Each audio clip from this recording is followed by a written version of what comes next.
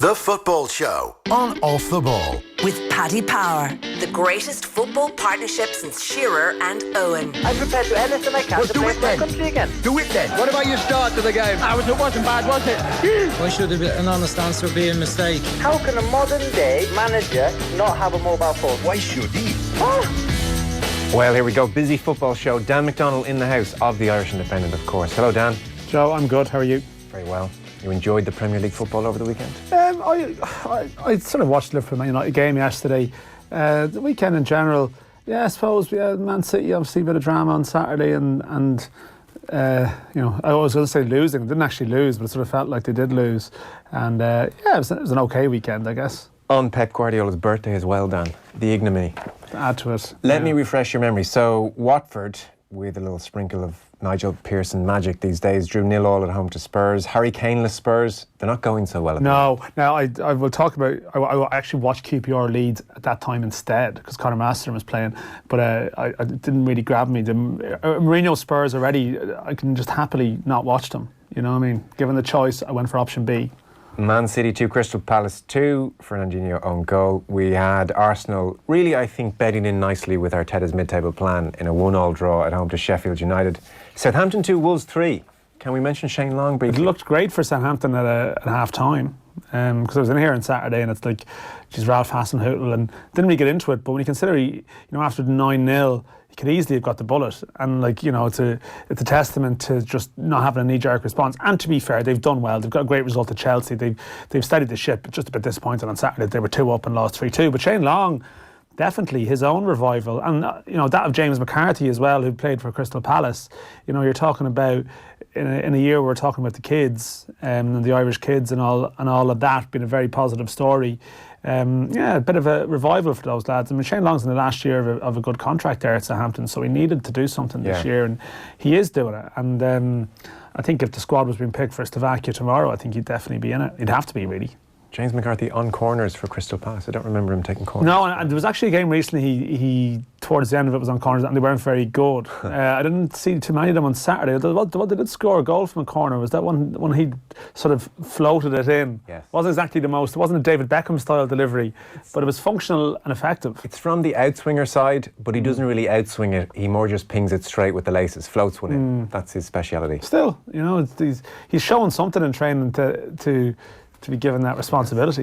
It's more of a stick it, float it to the back post and let them head it back across type. Whatever you do, just beat the front man, beat the first man. It's not really a Van Dijk, I want to attack this ball, I can use the pace on the ball type. No, that's a fair point. Yeah. Although a couple of Liverpool corners yesterday actually weren't that good. Just so happened that they did score from a pretty good one, but some of their later deliveries weren't as hot. No, one went right over the back. Shane Long, Ralph Hasenhüttl, Dan, has been praising Shane Long both pre-game and then post-game. He seems to be a genuine fan of Long. And then after the game he said, he's not, Dan, a typical wall player. What does that mean to you? A wall player? Yeah. I'm actually not sure. I could bluff it and just pretend. I think what it means is Long is not the type of player with an immaculate touch where if you play a 1-2 with Long, oh yeah, okay, like a wall, he'll give you the ball back good on line, play. actually. He'll put you through. And he's not that type of player. He's never been that type of player. Who's a good wall player that we have? McGoldrick, yeah. He's a good wall he could player. function as a wall. Yes. Whereas he says Long, more of a guy who can run a lot, but he's still strong, really good in aerial duels. He wins the ball, and that is the reason why he's playing, even if he's not scoring all the time. That was before he scored. Yeah. So I think Hasenhüttl respects what Long, when he's got a bit of confidence, can bring. He can be a real menace. There's no doubt when he's confident. He is. I think he's always been a confidence player, Shane Long, though, as well. I think his good patches have come in streaks, and he's had a great spell at Southampton under Koeman.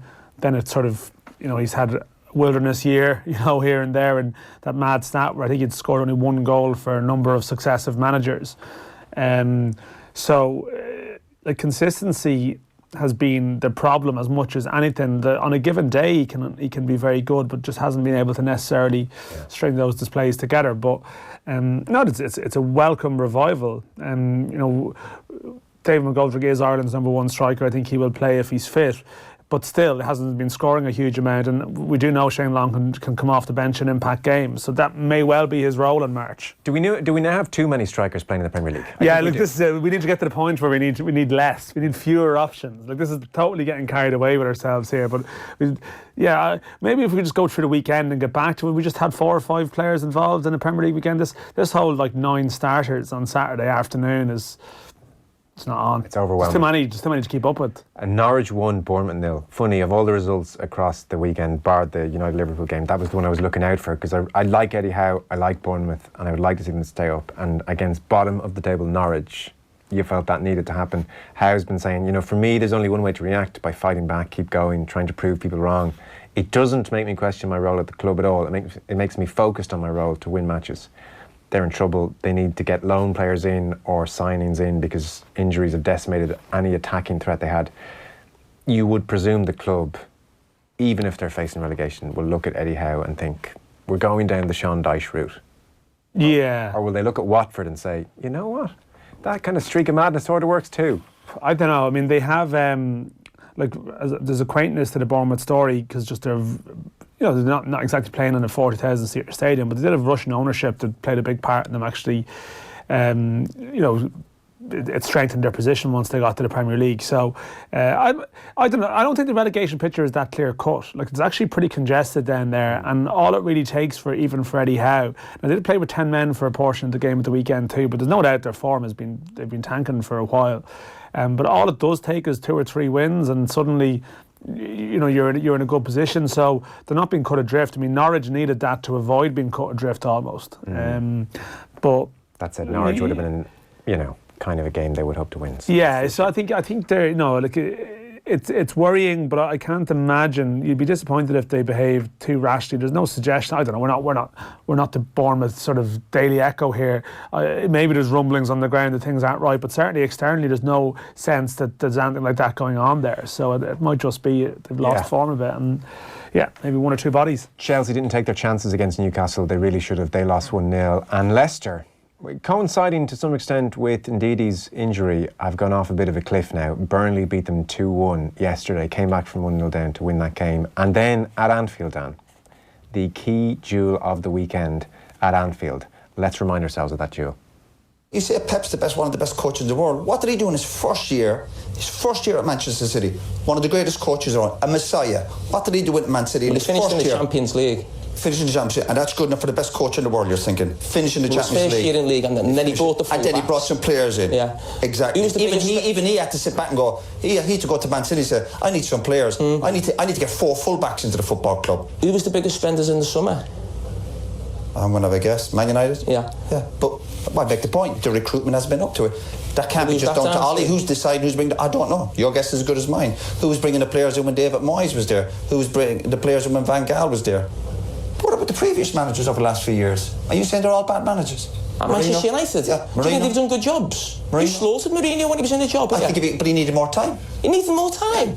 You had to give Mourinho more time on the back of the performance here last year. Absolutely. That's the name of the game. Because we question Ollie's not up to it. Look at his CV. But for some reason, other managers go to clubs and they're given the benefit of the doubt.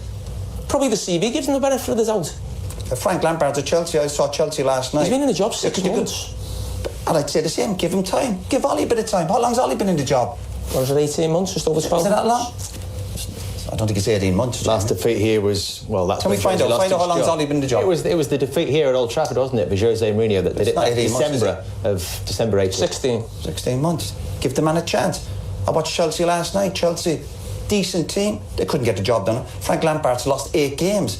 But for some reason, Frank's doing all right. Frank, maybe because he's English. I don't know. Frank's doing all right.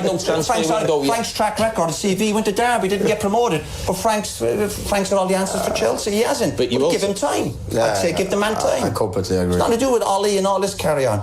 Give him a time.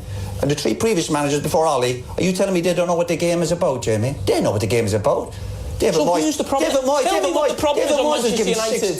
given a 6-year contract. Alex Ferguson on the pitch going, so get behind the manager, back him. I would have given him a bit more time. Not 8 months. Not 8 months, and I wouldn't have sacked him on Twitter. I wouldn't have given him 8 months. Are you telling me David Moyes doesn't deserve more than 8 months? I think he did, yeah. He deserves, absolutely. So you still have him there in the job? Okay, well, how long would you give Ollie? How long would you give Ollie to turn it around? Certainly not a year. 100%. Another year. So, there we are. I don't think Dave Jones's nerves can take it anymore. I think he needs a break. Civil. They know the game. There are so many magical moments in this. Matt Letizia replied that his favourite aspect, like a lot of people's, was that when they realised December 2018 was when Mourinho had packed up, that this was 16 months ago. Yeah. 16. Right, 16. But like Keane was like, come on, Jones, give us, you're a Can we find out? dude. Can we find Give out? us the month. You know, get your phone out there. Like, have a look, you know. Like they were buzzing in Jones's ear again. January, or December. 13 months, Dave. 13 months, yeah. And even at the finish, how long would you give him then? Like, how can you answer that? Does he lose 10 games in a row, or is he on fire? And so Keane just randomly goes, a year. Another year. What are you going to do about it? A year. Yeah. Yeah. I mean, it's strong stuff. I mean, I don't know, like, obviously Keane, you know, Ollie invited Keane in at one point, didn't he, to speak to the players? Keane's been in to speak to the players, and Solskjaer was at Keane's house. I wouldn't think Roy invites you over to his house and let you're in the good books. So to chat with him about his impressions of the United team and where they need to go. I would suggest that might make him slightly more disposed towards Ollie and not sort of wanting to lead the mob. I do think, I mean, Roy Keane and Martin O'Neill always get on quite well. I mean, we know that, like, you know, they were part of a team. And I think that they probably, one of the things they had in common, and you would hear this, you know, is that they probably shared, you know, a view of, they'd be sort of sceptical of a certain brand of manager who they felt might get an easy time along the way. And actually, it used to always go back to whatever tensions I think they had with, like, Roberto Martinez and people, guys that they felt would speak a good game afterwards and could actually, because of how they could present themselves in the media, they maybe didn't necessarily get the scrutiny that others might. Frank Lampard. And then, like, it comes true with Lampard, it's like, is it because he's English, you know? Now, Carra makes a reasonable point. Lampard hasn't had a transfer window at all, whereas, you know, Manchester United have spent a lot of money, including under Solskjaer in the summer, admittedly, you know, with some younger players, you know, Daniel James, etc., who over time may turn out to be good buys. So I mean, I get that, but it's not the most consistent point in the world. Like, I mean, how long would he have given? How long would he have given Moyes, say? Not 8 months, and he wouldn't have sacked him on Twitter. Not on Twitter, which is a great line. He actually even managed to squeeze in an Alex Ferguson mention there as well. Somehow Ferguson got roped into had to get involved. Like, it was all coming back to Ferguson to some degree. But this is what Sky wanted. This is what Keane brings. But Keane, you've been on the stage with an angry Roy Keane. You know, it's like when he takes off, he takes off, and it really doesn't matter if he's 100% correct or not. If he has the conviction to back himself in his point, then it can be hard for anyone to totally back up. And we've already had, like, some of the Keane character back and forths are brilliant, because Keane still ultimately is sitting there with the perspective of, you sense that he's like, he sort of respects Carragher to a degree, but didn't really win. He won Champions League, but didn't really win. Yeah. He wasn't a consistent winner. But Carragher has understood you can't back down here. I know. If you pick this fight, you have to go all in. You have to raise your voice back. You can't be shouted down. You can't look weak. And so he went back at him. And it was actually a good discussion. But that's what people say, though, again, in real life, as opposed to away from studio life, is that with Keane, that ultimately he would actually respect you more if you took him on. Yes. But also, if you take him on, it can get interesting as well. You know, it can. Some people don't believe that the angry man conviction is as, like, for example, like John Walter's defence of, John Walter's hitting back at Roy Keane. I know we're taking it to a slightly different area here. But John Walters would always say that actually, if you confronted Keane and took him on, that he wasn't as intimidating as you might think. You know, and that would be his view. And clearly, see, there was always this thing when Roy Keane was a manager, and hopefully hopes to be a manager again. And even you experience it to a degree that when Roy Keane gets angry, there's always an assumption that whoever's on the other side of the camera or on the back or on the receiving end of it is beaten, has lost. Because there's always that famous one about Roy Keane giving at Ipswich about the phone ringing. Do you remember that? Yeah. And the whole line was, not going to turn it off. And this almost got sent around like the internet world as, oh, look at Roy Keane tearing this reporter to shreds, when actually the reporter in question was an old guy who was a mate of Fergie's going back to Aberdeen, and was almost, no, I'm not answering the phone, and was indignant, and was almost like, I'm not going to answer the phone and was taking him on. And that's actually what made Keane more annoyed. Whereas the assumption is, oh, Roy's getting angry. He must be beating. He's winning this argument. Well, look at them. They're bowing to him. He's done. And Carragher is just sort of thinking, I'll take him on a bit. I'll hit back a bit. And actually, I don't know. How would you score it as a joust? Like, who got the better of that exchange? Question. I mean, when you still end up thinking it's Keane because he just gets so he has this way about him that you feel like he's dominating the room and other people are afraid to get almost involved. So you feel like he probably still has edges, but I wonder, is it exaggerated sometimes because his anger can be so ferocious? I thought Carragher held his own. Like, certainly when Keane's on stage with me and Nathan, there's such a power imbalance. It's very hard to win any argument. Oh, yeah. Quite clear. It's actually pretty much impossible, whereas Carragher can. The interesting thing about Roy is the angrier he gets, he becomes more composed and his brain quickens up. Yeah. That's why I think he can launch these verbal paragraphs of anger. He can spit out stuff because I think, as opposed to losing his composure and just being overcome by anger, he really sharpens up the verbal skills. He can come. And so he hits Carragher with all that. But I thought Carragher was good and he called out, rightfully, you slaughtered Mourinho. Yeah. And that landed. And the television is about one-liners. That's what I've learned increasingly about it. Like, even half-time, Patrice, man, wake up. That's all I remember from their discussion of the no matter what else they said. Van Dijk foul. Yeah. Patrice, man, wake up. And Keane, either consciously or unconsciously, has realised this about television. And maybe Carragher to a point has as well. So, you slaughtered Mourinho. That landed really well. Who spent the most last summer as well. Yeah. And that was see, like, he held his own. He got a couple of, he might lose it on points, but he definitely has come away with a bit of respect, This is a Sky Sports love in here because they certainly were the centre of the action yesterday. So this is what they want. Gary Neville on his podcast after the game has made headlines by being pretty clear on what he thinks should happen with Ed Woodward and the general hierarchy at the club. I can't believe the investment that's been put into the squad over the last 5 or 6 years, 7 years, and you end up with that out on the pitch. Yeah. I cannot believe it. I saw a statistic 2 weeks ago, I think it was a week ago on social media, that Manchester United have the second highest wage bill in the world. And that's the team that they've got, that's the squad. It's unforgivable. It really is. And look, I can't change the ownership of Manchester United. No one can. But I'm struggling to understand for the life of me why the ownership have persisted in trusting that management team to oversee the building of a Premier League title-winning team since Sir Alex Ferguson's left. Because if you don't lose your job for essentially overseeing that investment, that wage bill, and putting that team out onto the pitch, then I have to say something's really wrong. And there's real talent within that executive team. They can create revenue, they can do things within the football club that, to be fair, would help the football club. But in terms of what the club needed to do for a number of years now, for the last 2 or 3 years, is put the best in class football operators into that club, and they're not doing it. They're not doing it, and it's a mess, and they need to sort it out quickly. And the thing that should shock the owners more than anything is seeing that last-minute goal, and they should have that playing on record every single day in their office over in America. Liverpool Football Club's fans singing "We Shall Not Be Moved," and that's how I feel tonight. I feel slightly emotional. I was proud to be part of a great Manchester United team. I lived through a difficult childhood as a United fan, witnessing Liverpool win every single year, it felt like. And then Manchester United started to win and maintain it over a long period of time, and things do go in cycles, and there is an element of, well, it was always going to come back. Liverpool, you have to accept, are a huge football club, but there is some really difficult decisions need to be made in that boardroom at Manchester United in terms of, I can't believe the squad they've ended up with after the investment that they've made. That's a regular theme, but that was Neville's reaction at full time on the podcast. I wanted to get your thoughts on one other thing. Now, I'll be accused of reading too much into this, so let me just say read too much into it. Go, read away, John. Okay, I'll read away.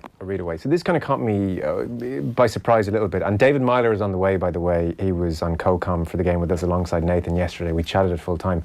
He does a brilliant analysis of Bissaka and Williams and how it put Luke Shaw in a difficult position with Salah and gets into the intricacies of the game.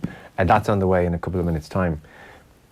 On Sky Sports, after the Keane Carragher discussion, and Gary Neville is somewhere else in the gantry recording his podcast, Solskjaer's interviewed obviously by Jeff Shreves, and there's a moment where the Marcus Rashford situation comes up. So just have a listen. This is Jeff Shreves with Solskjaer. When we spoke to you before the game and asked you about Marcus Rashford, you said, don't expect to see him before the international break. That's 9 weeks away. Is it a stress fracture? I didn't say international break, did I? He's suffered a bad injury, yeah. Is it, sorry, Ollie, I need to be clear, is it a stress fracture, a double stress fracture his back? Yeah. It's a stress fracture that happened against Wolverhampton, and it's not something that has happened before. Is that the one there and then? So unlucky for Marcus, he'll be out for a while for us. Yeah. Is it more likely to be months than weeks? Yeah, he won't be back until after the mid-season break. I don't know how long it is. I'm not the doctor, but normally stress fracture is 6 weeks to heal, and then he needs some recovery after that, or rehab after that, probably. So I know you're just hearing that. When you watched it, what was very obvious was that Solskjaer did not want to divulge much about Rashford. He gave his initial answer, and then he gave another answer, and then we picked it up there where Shreves said, hang on, Ollie, I got to ask, what's the story here? And there's this pause, and you see Solskjaer kind of looking almost sheepishly at the floor for a second, as if he has no option but to answer, and he says, yeah. And we were watching it in the office here, because we were doing the show yesterday, and the childhood Manchester United fan in me was reared on Alex Ferguson saying, well done, Jeff. Yeah. Bullying Jeff Shreves, assuming the role of, I am the Manchester United manager, I am running this interview. Jeff, it's not you. Ferguson, if you're talking about one of the potential failings of Solskjaer is his personality and a failure to sort of imbue the role, I'm not parking in Alex Ferguson's spot. Solskjaer, in that instance, needs to tell Jeff Shreves, Jeff, I've answered the question, we'll release a statement, now move on. Yeah. He needs to Martin O'Neill that man.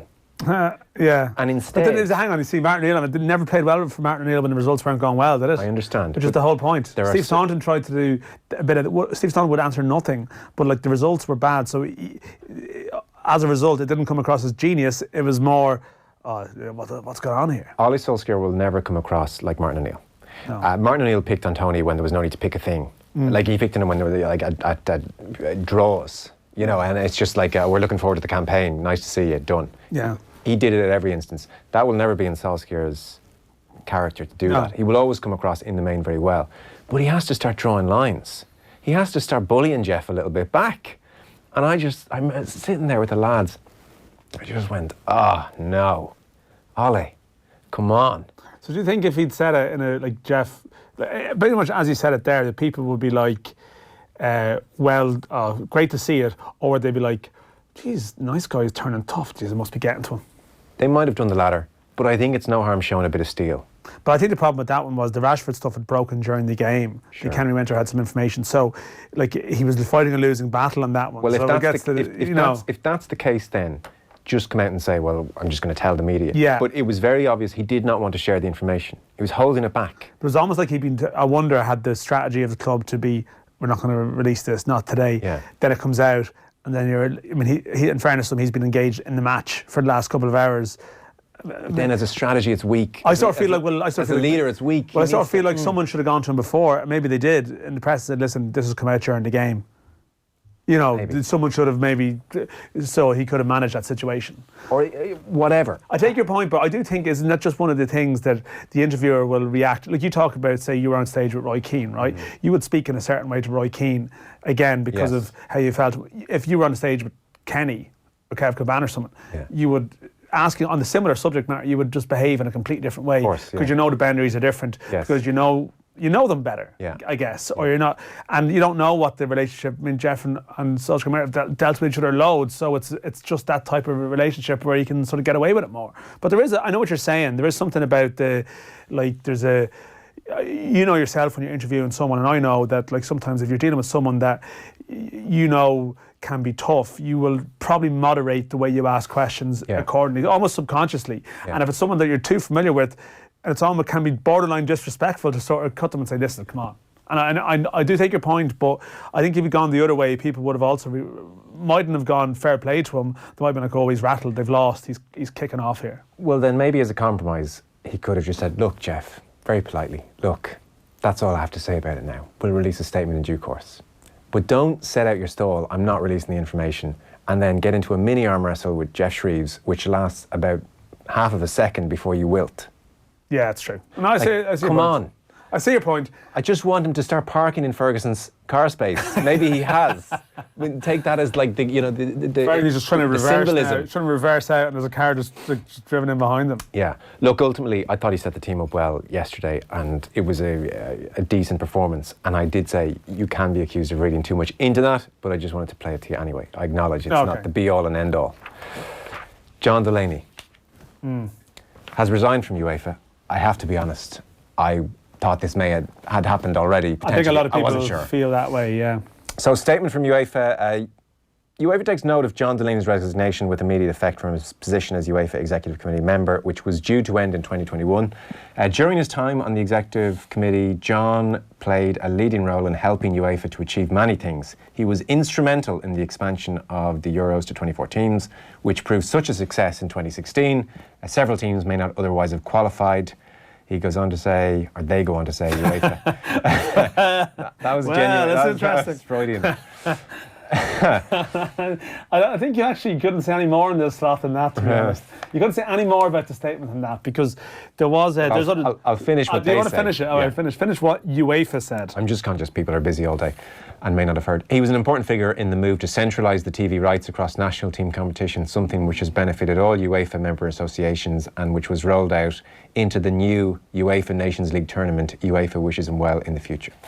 Yeah. So very much at odds with the send-off he got in the FAI statement. Yeah, well, I think it was known, or certainly, I would be aware that when John Delaney left the FAI, he would have liked more achievements in his departure press release and did not receive that. But as we do know, he did receive money as part of a severance package, as you do. I'm not sure if he's received anything from UEFA in terms of a severance package, but maybe they proposed this for all we know, but he did get the statement that he might have wanted leaving the FAI to pay his tributes. Bit of a surprise to the people, of course, from Iceland and Wales, who didn't realise that actually, when they enjoyed the glorious summer of 2016, the hero who made it happen was skulking away in the background, unbeknownst to them. What's a nice sheen on the new LinkedIn profile, though. It allows him to exit in a certain way. Which but I mean, of course, but also he's resigned 2 years out from the end of his term. Yeah. I mean, it doesn't matter ultimately. I don't think maybe people who read this news in Turkey or Latvia or whatever might just assume, because they obviously don't care about domestic affairs here. They might just think that that successful administrator just decided to wake up today and retire or resign. Must have a new gig lined up. Must have a new job coming. He's obviously resigned because he's going to be announced as the new manager of FIFA tomorrow.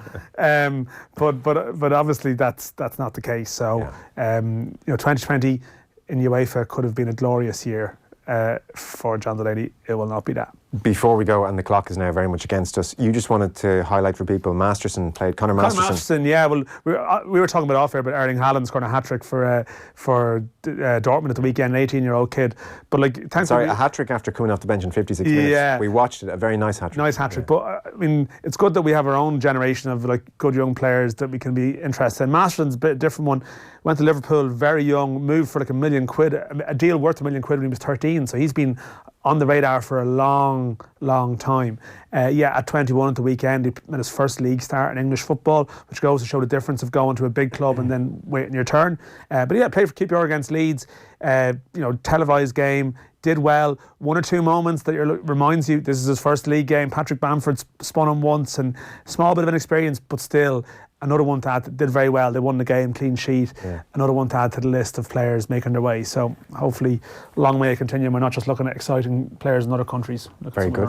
Dan McDonnell of the Irish Independent, thank you. Next up, David Meyler spoke to us at full time at Anfield yesterday. His analysis of the game next.